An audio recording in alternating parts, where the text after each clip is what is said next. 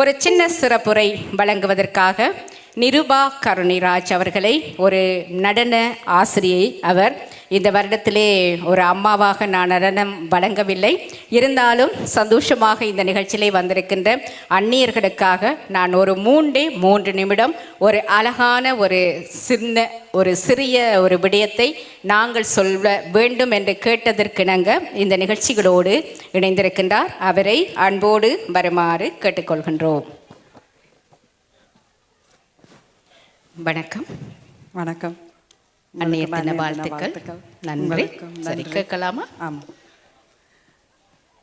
இங்கு கூடியிருக்கின்ற அனைத்து அந்நியர்களுக்கும் மற்றும் எல்லோருக்கும் எனது அன்பான வணக்கம். முதற்கண்ணாக 15 வருடங்களாக மொன்றியலில் உள்ள கலைஞர்களை ஒருங்கிணைத்து, அந்நியர்களை ஒருங்கிணைத்து, வயதான அந்நியர்களை மேடை ஏற்றி கௌரவித்து அவர்களுக்கு விழா காணும் உமாக்காவுக்கு எனது வாழ்த்துக்கள். இந்த வருடம் சிறப்பாக தனது அன்னையுடன் சேர்ந்து கொண்டாடுகின்றார். இந்த சேவையை செய்ய ஒரு தனி அர்ப்பணிப்பு தேவை. அந்த விதத்தில் இன்னும் வருகின்ற காலங்களிலும் அவர் அதை செய்வார் என்று கூறிக்கொண்டு சிறப்புடைய வார்த்திக்கொண்டு, வளமையான நடன நிகழ்வு இல்லாமல் இந்த வருடம் அன்பு வேண்டுகோளுக்கிணங்க ஒரு சிறியதொரு சிறப்புரை, 3 நிமிஷம் என்று ஏற்கனவே சொல்லிவிட்டார். இருந்தாலும் நான் அந்த சிறப்புரையை 3 நிமிடத்திற்குள் முடிக்கலாம் என்று நினைக்கவில்லை. இருந்தாலும் ட்ரை பண்ணுறேன்.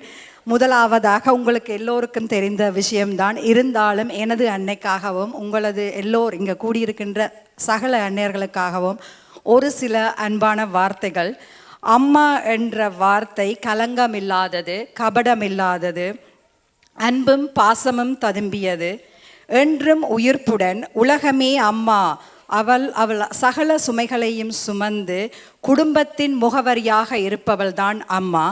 அம்மா என்ற வார்த்தைக்குள் தான் அத்தனை உயிரும் சுகமும் அடங்கியுள்ளது. உலகமே அம்மா என்ற வார்த்தைக்கு அடிமை. அம்மாவுக்கு அம்மா தான் இணையாக முடியும்.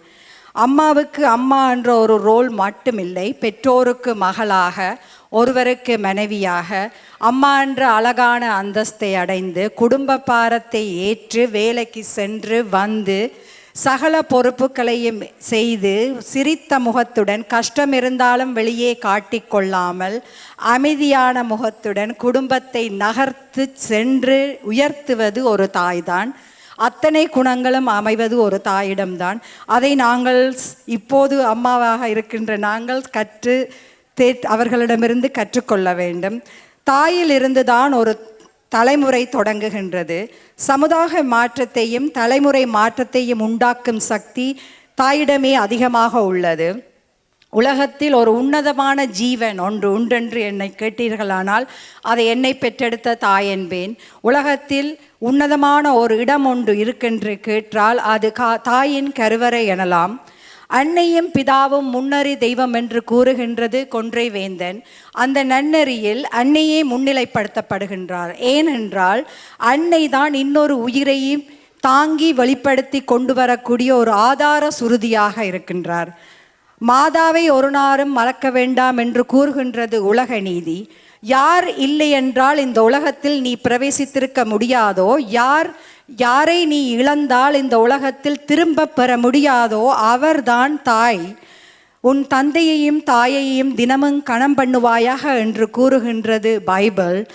அநேகமாக வாழ்க்கையில் உச்சக்கட்டங்களில் போனவர்கள் எல்லோரையும் நீங்கள் எடுத்து பார்த்தீர்களானால் தாய்க்குத்தான் புகழாரம் சூட்டியுள்ளார்கள். நாங்கள் இன்று இங்கு வர்ணங்களாக திரளாக கூடியிருக்கின்றோமே, நாங்கள் எல்லோரும் ஒரு நிமிடம் சிந்தித்து பார்க்க வேண்டும். நம்மை வளர்க்க எங்கள் பெற்றோர்கள் எவ்வளவு வியர்வை சிந்தியுள்ளார்கள், இரத்தம் சிந்தியுள்ளார்கள் என்று. உங்களுக்கு தெரியும் தானே, சோறு சுவையாக இருந்தால் அப்பா உண்ணுவார், சோறு சூடாக இருந்தால் அண்ணன் உண்ணுவான், சோறு சுவையாக கொஞ்சம் இல்லாட்டியும் சூடாக இருந்தால் அக்கா உண்ணுவாள். நான் இப்போதைய காலத்தில் சொல்லவில்லை, அந்த காலத்தில். ஆனால் சோறு மிஞ்சி இருந்தால் மட்டுமே அன்னை உண்ணுவாள். நோய்வாய்ப்பட்டு குழந்தை இருக்கும்போது கூடி இந்த பாலா போன நோய் என் குழந்தைக்கா வர வேண்டும் என்று நோயை தட்டி தீர்க்கும் ஒரு ஜீவன்தான் இந்த அம்மா. வெளியே சென்று நாம் வீட்டுக்குள் வரும்போது எல்லோரும் ஒவ்வொன்றை விசாரித்து காத்திருக்கும் போது நலம் விசாரித்து இறப்பையை மட்டும் பார்ப்பவள்தான் அம்மா. ஏனென்றால் உங்களுக்கு தெரிய வேண்டும், தன்னை விளக்காக்கி கைகளை தொட்டிலாக்கி இரத்தத்தை பாலாக்கி வளர்த்த அந்த தாய். ஆகையால் அந்த தாய் பசித்திருக்க அல்ல ஏங்கி இருக்க அல்லட்டி என்ன கஷ்டத்தில் இருக்க நீங்கள் எங்கு சென்று என்ன செய்தாலும் அது மனிதாபிமான கணக்கில் அடங்காது என்று கூறுகின்றது உலக நீதி. பல பெற்றோர்கள் வரப்பிலே புல்லெடுத்து வயலிலே களையெடுத்து கையிலே வருகின்ற இரத்தத்தை காசாக்கி சகல துறைகளிலும் எந்த துறைகளில் வேலை செய்ய முடியுமோ அதை செய்து குடும்பத்திற்கு கொண்டு வந்து, அதாவது நான் சொல்வது, நாங்கள் இப்போது அநேகமாக 2வது தலைமுறை 3வது அல்லாட்டி 4வது தலைமுறை கூட இங்கே வாழ்ந்து கொண்டிருக்கின்றோம். ஆனால் அந்த காலகட்டத்தில் அவர்கள் தங்களுக்கு தேவையானது எல்லாத்தையும் செய்தார்களா? இல்லை, பிள்ளைகளுக்காக மட்டும்தான் வாழ்ந்தார்கள். அந்த விதத்தில் சகல துக்கங்களையும் அனுபவித்து பொறுத்து கொண்டு ஒரு குடும்பத்தை நிமிர்த்தி கொண்டு வருவது பெற்றோர்கள் தான். முக்கியமாக அது தாய் தான். தகப்பன் வெளியே சென்று கொண்டு வந்து கொடுக்கும் காசை கையில் எடுத்து இருக்கிறதை வைத்து குடும்பத்தை நகர்த்தி செல்வது ஒரு தாய் தான். அந்த விதத்தில் என்னுடைய குடும்பத்தை இந்த நிலைமையில் கொண்டு வந்து சகல பெருமையும் எனது அம்மாவுக்கே சேரும். முதுகெலும்பு பாடுபட்ட தந்தை, முழு வயிறு காணாமல் வளர்த்த தாய். அப்படிப்பட்ட பெற்றோர்கள் கண் கலங்குவதற்கு, தாய்மார் கண் கலங்குவதற்கு நாங்கள் காரணமாகிவிடக்கூடாது, ஒரு நாளும் காரணமாகி கூடாது. பெற்றோர்கள் நேசிக்கப்பட வேண்டியவர்கள்.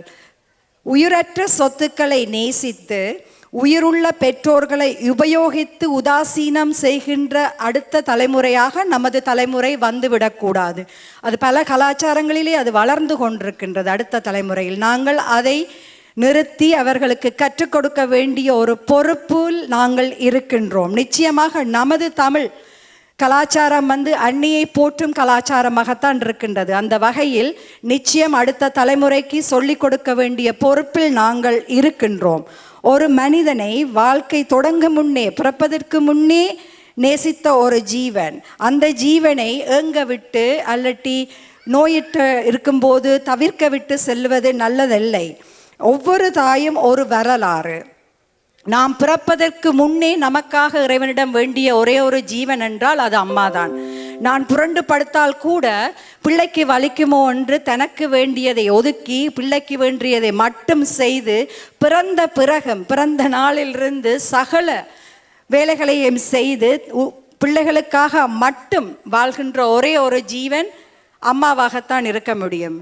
உண்மையிலேயே இந்த வார்த்தைகளை நான் சொல்லும்போது ஒரு கணம் திரும்பி பார்க்கின்றேன். என்னுடைய அம்மா நிச்சயமாக அப்படித்தான். தனக்கென்று இதுவரைக்கும் ஒரு விஷயம் கூட அவர் செய்ததில்லை.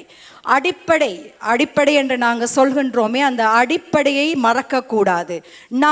நான் என்று சொல்கின்றோமே, என் கணவன் என் மனைவி என்று சொல்கின்றோமே, இந்த நான் என்பது யார்? இந்த உடலில் ஓடுகின்ற இரத்தம், நாடி, நரம்பு, எலும்பு, உயிர், உடல் அத்தனையும் நமது பெற்றோர்கள் நமக்கு போட்ட பிச்சை அல்லவா? ஆகையால் அந்த பெற்றோர்கள் வயதாகி நோயுற்று இயலாமையாகி கொஞ்சம் வேகம் குறைந்து நிச்சயமாக தனிமையாக இருக்கும்போது தயவு செய்து விட்டு தூர போகாதீர்கள். அடுத்த தலைமுறையை, பெற்றோர்களாக இருக்கிற நாங்கள் தாத்தா பாட்டியை மதிக்க கற்றுக்கொள்ள வேண்டும். தாத்தா பாட்டியை மதிக்க கற்றுக் கொடுத்தால் பெற்றோர்களாகிய நாங்கள் வயசாகும் போது அவர்களுக்கு அது விளங்கும். அவர்கள் பெற்றோராக வரும்போதும் அதை உணர்ந்து செய்து கொள்ளுவார்கள். அடிக்கடி படித்ததில் பிடித்தது நான் ஒன்றே எனக்கே கூறிக்கொள்வேன். அடுத்த சமுதாயத்துக்கும் இதை ஞாபகப்படுத்த விரும்புகின்றேன். என்னென்றால், பருத்தோலை குருத்தோலை ஆகாது, ஆனால் குருத்தோலை திரும்பவும் ஒரு நாள் பருத்தோலை ஆகும். Life is a circle. Getting old is mandatory, but understanding and growing up is optional. No one gets out of life. ஆகையால் தாய்மார்களுக்கு, தந்தைமார்களுக்கு தேவையானதை தேவையான நேரத்தில் செய்து அவர்களை அன்புடனும் உண்மையுடனும் உண்மை பேசியும் கவனித்துக் கொள்ளுங்கள். தாய்மார் இல்லாமல் தகப்பன்மார்கள் தாய்மார்களாக நிறைய குடும்பத்தில் இருக்கின்றார்கள்.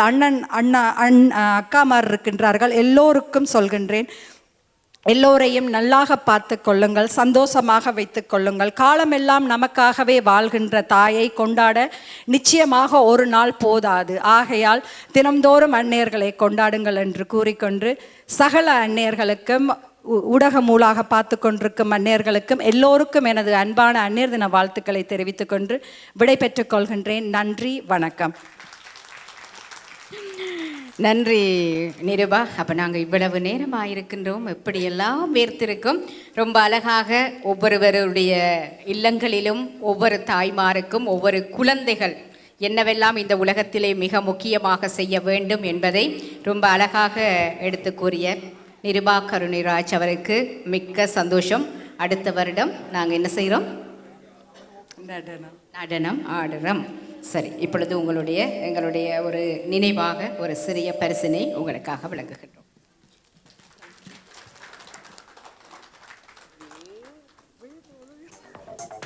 நன்றி நிருபா கருணைராஜ். அருமையான அன்னையை பற்றி ஒரு அழகான பேச்சை இங்கே விளங்கியிருந்தார். சரி, இப்பொழுது கொஞ்சம் வித்தியாசம்